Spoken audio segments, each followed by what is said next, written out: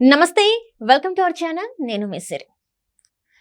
పీకే ప్రశాంత్ కిషోర్ తన వ్యాఖ్యలైతే సంచలనం సృష్టిస్తున్నాయి ఢిల్లీ మొత్తాన్ని. అయితే ఈ వ్యాఖ్యల ద్వారా ఏపీ ముఖ్యమంత్రి జగన్మోహన్ రెడ్డి గారు అయితే బెంబెలెత్తిపోతున్నారు. అయితే తను ఏం మాట్లాడాడు ఏంటి అని మనకి వివరించడానికి మనతో పాటు ఉన్నారు ప్రముఖ senior journalist, political analyst CS Rao garu. నమస్కారం సార్. ఇప్పుడు చూస్తుంటే ప్రశాంత్ కిషోర్ గారు అయితే కొన్ని వ్యాఖ్యలు చేశారు. దాని ద్వారా చంద్రబాబు నాయుడు గారు ఇంకా ఈసారి ఖచ్చితంగా తను వస్తారని చెప్తున్నారు. ఈ వ్యాఖ్యల వల్ల జగన్మోహన్ రెడ్డి గారు అయితే బెంబెలెత్తిపోతున్నారని చెప్పేసి మనకు వార్తలు వస్తున్నాయి. నిజంగానే మరి ఇది జరిగే అవకాశం ఉందంటారా? ఏంటంటే ప్రశాంత్ కిషోర్ రాజకీయ వ్యూహకర్త. అనేక రాష్ట్రాల్లో ఆయన రాజకీయ వ్యూహకర్తగా వ్యవహరించి ఆయన ఎవరి పక్షాన పనిచేశారో, ఎవరికైతే రాజకీయ వ్యూహాలు అందించారో వాళ్ళు ముఖ్యమంత్రి కావడం జరిగింది. మనం చూస్తూ ఉన్నాం. లాస్ట్ పశ్చిమ బెంగాల్లో మమతా బెనర్జీని ముఖ్యమంత్రి చేయగలిగారు. ఆంధ్రప్రదేశ్లో జగన్మోహన్ రెడ్డి 2019 ఎన్నికల్లో ముఖ్యమంత్రిని చేయగలిగారు. ఇలా చెప్పుకుంటూ పోతే గుజరాత్లో కూడా అదే జరిగింది. కేజ్రీవాల్ కూడా 3వ గెలిపించారు, ముఖ్యమంత్రి చేయగలిగారు. ఇది ఆయనకు ఉన్నటువంటి గుడ్ రికార్డ్స్లో ఉన్నటువంటి అంశము. సో ఆయన తాజాగా చేసినటువంటి కామెంట్ ఏంటి, ఆంధ్రప్రదేశ్లో రాబోయేటువంటి ఎన్నికల్లో ఎట్టి పరిస్థితుల్లో కూడా జగన్మోహన్ రెడ్డి ముఖ్యమంత్రి అయ్యేటువంటి అవకాశం లేదు, అసంభవం, జరగదు, ఆయన ముఖ్యమంత్రి కాలేడు, గెలవలేడు అని చెప్పి చాలా క్లియర్గా ప్రశాంత్ కిషోర్ చెప్పారు. ఏ వేదిక మీద చెప్పారు? పీటీఐ సంపాదకుల వేదిక మీద చెప్పారు.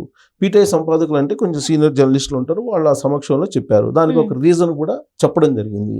ఏం రీజన్ చెప్పాడంటే, ఈయన ఒక ప్రమోటర్గా ఉన్నారు, ఒక ప్రొవైడర్గా ఉన్నారు జగన్మోహన్ రెడ్డి, అంతే తప్ప రాష్ట్రంలో అభివృద్ధి జరగలేదు, సంపద సృష్టించలేదు, అభివృద్ధి అనేది నిరుద్యోగం పెరిగిపోయింది అక్కడ.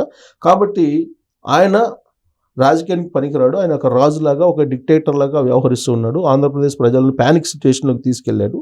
కాబట్టి ఆయన గెలవడం అనేది అసంభవం అని చెప్పి ఆయన చేసినటువంటి కీలకమైనటువంటి విశ్లేషణ. అది ఇప్పుడు ఢిల్లీలో పెద్ద ఎత్తున దుమారం రేగుతుంది. దానికి కారణం ఏంటంటే, ఢిల్లీ రాజకీయానికి అనుగుణంగా ఆంధ్రప్రదేశ్ రాజకీయం నడుస్తూ ఉంది. ఎందుకు? ఎన్డీఏలో భాగస్వామిగా చంద్రబాబు నాయుడు ఉన్నాడు, అలాగే ఇండైరెక్ట్గా ఎన్డీఏలో భాగస్వామిగా జగన్మోహన్ రెడ్డి కూడా ఉన్నారు. డైరెక్ట్గానేమో చంద్రబాబు నాయుడు, ఇండైరెక్ట్గానేమో జగన్మోహన్ రెడ్డి ఉన్నారు. జగన్మోహన్ రెడ్డి 2019 ఎన్నికల ముందు నుంచే ఉన్నాడు ఇండైరెక్ట్గా. చంద్రబాబు నాయుడు 2018 వరకు ఉన్నారు డైరెక్ట్గా, మధ్యలో కట్ అయిపోయారు, మళ్ళీ ఇప్పుడు డైరెక్ట్గా ఎన్డీఏలో భాగస్వామి అయ్యారు. కాబట్టి ఎవరి గ్రోత్ బాగుంది, ఎవరు బలంగా ఉన్నారు అనే దాని మీదనే ఢిల్లీలో ప్రాధాన్యత ఇస్తూ ఉంటారు. ప్రత్యేకించి బీజేపీ పెద్దలుగా ఉన్నటువంటి నరేంద్ర మోడీ కానీ, అమిత్ షా కానీ ఆయా రాష్ట్రాల్లో ఎవరైతే బలంగా ఉన్నారో వాళ్ళతోటే పొత్తు పెట్టుకోవడము, లేదంటే వాళ్ళతో రాజకీయ మంత్రాలు జరపడం, ఇవన్నీ కూడా చేస్తూ ఉంటారు సహజంగా. ఆంధ్రప్రదేశ్లో ఇటీవల వరకు కూడా పొత్తు అంటే ఉంటుందా ఉండదా అనేటువంటి ఒక డైలమా నడిచింది గత 2 నెలల క్రితం వరకు కూడా. అయితే తాజా సర్వేలు సారాంశం ఏంటంటే, చంద్రబాబు నాయుడు బలపడ్డారు. జైలుకి వెళ్ళిన తర్వాత ఆయన జైలుకి వెళ్ళి బయటకు వచ్చే లోపల జైల్లో 53 రోజులు ఉన్నారు. ఆ 53 రోజుల లోపల ఆంధ్రప్రదేశ్లో మొత్తం రాజకీయపరమైన సినారియో మారిపోయింది, జగన్మోహన్ రెడ్డి మీద వ్యతిరేకత పెరిగింది అనేది సర్వేల యొక్క సారాంశం. సో రాబోయేటువంటి రోజుల్లో ఖచ్చితంగా చంద్రబాబు నాయుడు, జనసేన బలపడింది, వాళ్ళతో పొత్తు పెట్టుకుంటే మనం గెయిన్ అవుతాం అనేటువంటి ఉద్దేశంతో బీజేపీ పొత్తు పెట్టుకుంది. సో ఆ తర్వాత పొత్తు పెట్టుకున్న తర్వాత జగన్మోహన్ రెడ్డి యొక్క గ్రాఫ్ ఏదో పెరుగుతుంది అనేటువంటి ప్రచారాన్ని వైఎస్ఆర్ కాంగ్రెస్ పార్టీ ప్రమోట్ చేసింది. దాంట్లో వాస్తవం ఎంత అనే చర్చ జరుగుతున్నటువంటి సందర్భంలో ప్రశాంత్ కిషోర్ విశ్లేషణ చేశారు.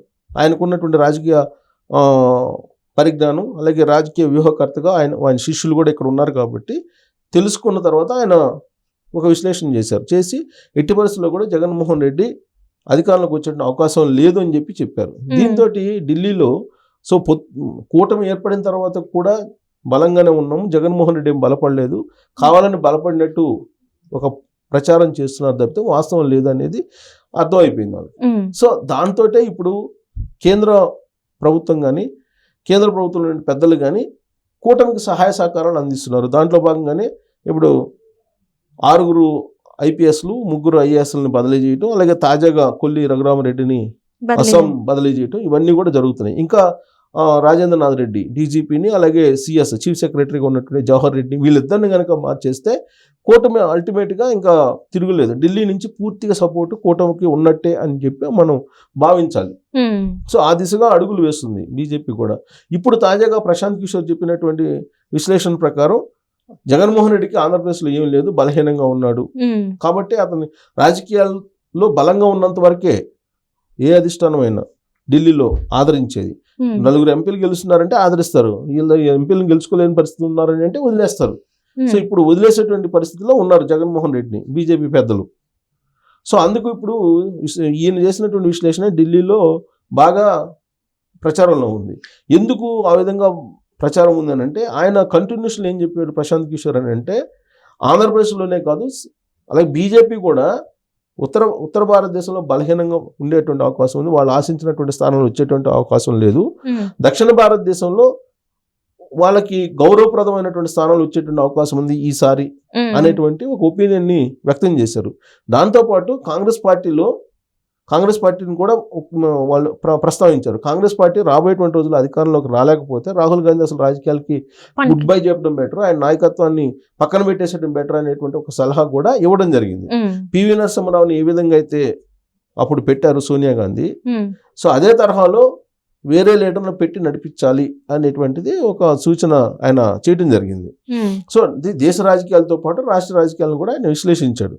సో దాంతో ఇప్పుడు దక్షిణ భారతదేశంలో బలపడాలని అంటే ఉత్తర భారతదేశంలో ఎలాగో బలహీనపడుతున్నారు కాబట్టి బీజేపీ ఇక్కడ చంద్రబాబు నాయుడుకి ప్రాధాన్యత ఇవ్వాలి. చంద్రబాబు నాయుడు ప్రాధాన్యత ఇస్తే కనుక మరింత బలపడే అవకాశం ఉంది రాబోయేటువంటి రోజుల్లో. ఇప్పటికే బలపడుతున్నారు, బట్ చంద్రబాబు నాయుడు మరింతగా ఉపయోగించుకుంటే కనుక బలపడే అవకాశం ఉంది. జగన్మోహన్ రెడ్డిని వదిలించుకోవడం బెటర్ అనేటువంటి అభిప్రాయానికి వచ్చారు అని చెప్పి తెలుస్తుంది. సో అది ఢిల్లీలో బాగా జరుగుతున్నటువంటి ప్రచారం అది.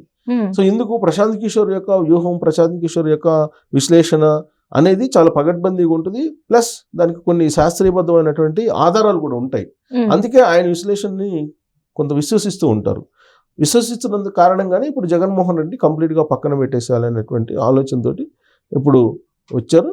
ఢిల్లీలో జగన్మోహన్ రెడ్డి యొక్క గ్రాఫ్ కంప్లీట్గా పడిపోయింది, చంద్రబాబు నాయుడు యొక్క గ్రాఫ్ అనూహ్యంగా ఈ 2 రోజుల నుంచి పెరిగింది అని చెప్పి మనం అనుకోవడానికి అవకాశం ఉంది. అంటే గతంలో చూసినట్టయితే సార్ అప్పటి నుంచి చెప్తూనే ఉన్నారు, అంటే చంద్రబాబు నాయుడు గారిని కలిశారు పీకే, చంద్రబాబు నాయుడు గారికి చేస్తున్నారు, సో జగన్మోహన్ రెడ్డి నుంచి విడిపోయారు. అండ్ మొన్న చూసినప్పుడు కూడా ఒక టీవీ సమావేశంలో కూడా చెప్పారు జగన్మోహన్ రెడ్డి గారు ఓడిపోతున్నారు. అంటే ఇదేమన్నా తన నుంచి వీడిపోవడం వల్ల ఇట్లాంటివి చేస్తున్నారు, నిజంగానే గెలిచే అవకాశం ఉంది అంటారా? సో ప్రశాంత్ కిషోర్ ఆల్రెడీ రాజకీయాలతో నాకు సంబంధం లేదని చెప్పేశాడు. అంటే ఈ సర్వేలతోటి కానీ ఐపాక్తో కానీ సంబంధం లేదని చెప్పి ఆయనే చెప్పాడు. సో రాజకీయాల్లోకి నేను నెక్స్ట్ ఎలక్షన్లో, రాబోయేటువంటి ఎలక్షన్లో బీహార్లో నేను పోటీ చేయబోతున్నాను, అంటే ఈ ఎలక్షన్ కాదు 2024 కాదు, నెక్స్ట్ వచ్చి అసెంబ్లీ ఎలక్షన్లో పోటీ చేయబోతున్నాను. అక్కడ కొత్త పార్టీ పెట్టుకున్నాడు ఆయన, జన్ స్వరాజ్ అనేటువంటి పార్టీని పెట్టుకున్నాడు. సో ఆ పార్టీ తరఫున పోటీ చేయబోతున్నాను అని చెప్పారు. కానీ ఇక్కడ ఏంటంటే ఇక్కడ ఆంధ్రప్రదేశ్లో ఎస్పెషల్లీ రాబిన్ సింగ్ ఏమో తెలుగుదేశం పార్టీకి, ఋషిరాజ్ ఏమో వైసీపీకి పనిచేస్తున్నారు, ఆయన శిష్యులే. కాబట్టి జనరల్గా ఏంటంటే ఆయన సెఫాలజిస్ట్ కాబట్టి ఆయన తెలుసుకుంటుంటారు ఎప్పటికప్పుడు. సో తెలుసుకుని రిజల్ట్ని తెలుసుకొని విశ్లేషించుకుంటూ ఉంటారు. దేశంలో ఉండే పరిస్థితి ఏంది, రాష్ట్రంలో ఉండే పరిస్థితులు ఏందని విశ్లేషించుకుంటూ ఉంటారు. ఆ క్రమంలోనే ఇలాంటి వ్యాఖ్యలు ఆయన ఒక ఇంటర్వ్యూలో చెప్పడం జరిగింది. ఆయన కాదు, ఒక ఇంటర్వ్యూకి పీటీఐ సంపాదకులు షోకి వెళ్ళినప్పుడు, ఆ షోలో గెస్ట్గా ఈయన వెళ్ళినప్పుడు ఆయన చేసినటువంటి వ్యాఖ్యలు అవి. అది ఇప్పుడు జగన్మోహన్ రెడ్డికి గ్రాఫ్ డౌన్ చేసేలా కనిపిస్తున్నాయి.